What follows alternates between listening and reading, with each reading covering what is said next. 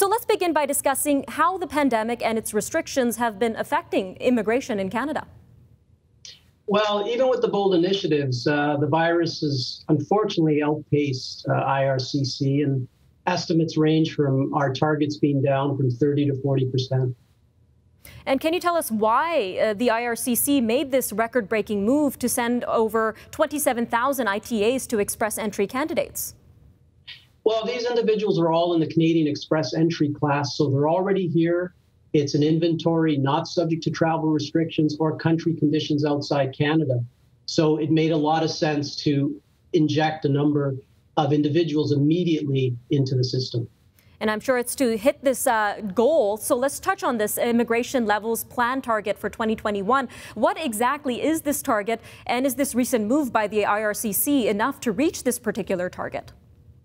Well, they're aiming for over 400,000, which would be record-breaking. But unfortunately, even these initiatives will not be enough. And you mentioned in a recent blog post that there are other immigration groups that can be fast-tracked to reach immigration goals. So can you tell us a little bit more about these groups? So provincial nominee programs, and provinces can get more active and try to have more draws. We can look at work permits being transitioned to permanent work permit holders being transitioned to permanent residencies. But again, this still will not be enough.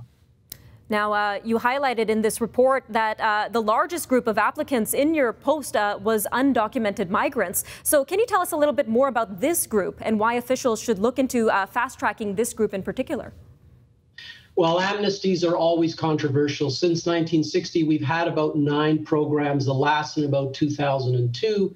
Why do you look at this? Well, they're already spending in Canada, consumer spending, property tax, gas tax. If they didn't have an economic incentive for being in the country, meaning filling employment gaps, they wouldn't be here. It brings them into the light, brings them into mainstream, potentially billions of dollars in unpaid taxes. And then as you continue to lower thresholds in other categories, like what we've seen with the latest draw, it does become a breeding ground for potential abuse of the system that anyone can qualify to immigration to Canada. So there are some unintended consequences.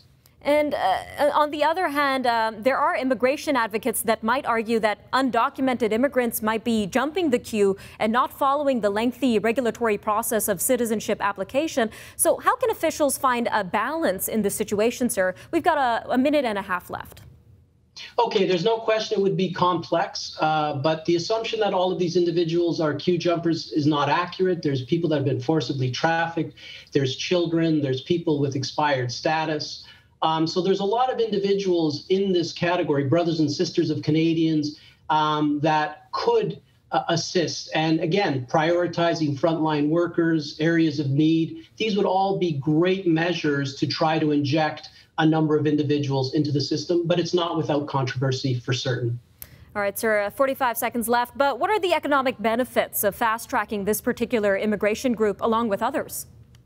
So other countries like Spain have also embarked on these programs. It's an immediate injection, curbs population decline, it fuels consumer growth, social security contributions to offset looming pension crisis in the long term. And now with COVID, quite simply, we need to make up huge shortfalls to our annual immigration levels. So now's the time, potentially. All right, Mr. Bellissimo, always great having you on Forum Daily, sir. Thank you again for your time. Thank you.